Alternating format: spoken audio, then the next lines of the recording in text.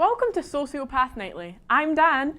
And I'm Linda. And do we have a seriously self-indulgent, narcissistic load of material for you tonight? That's right, Linda. And let's kick it off with this interesting email from Boris, who's 47 years old and still lives with his mother. Boris says he is depressed and demotivated and believes his rights have been violated by his mother telling him off for trolling women. Yes, Dan. Let me add that Boris isn't your average troll. He specifically targets top supermodels who he feels could raise their profile by being associated with him.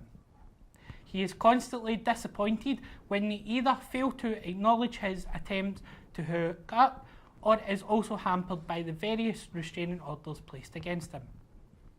It gets worse. Boris has somehow convinced himself that the more they reject him, the more they actually want him.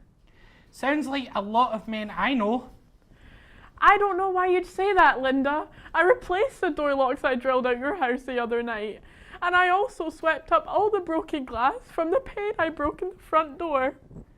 That's true, Dan. However, I can't help feeling that the 5 years of MMA I completed helps diffuse the situation when I broke both your legs. Touché, Linda. And might I add that you didn't just do it skillfully, you showed great style too. Back to Boris.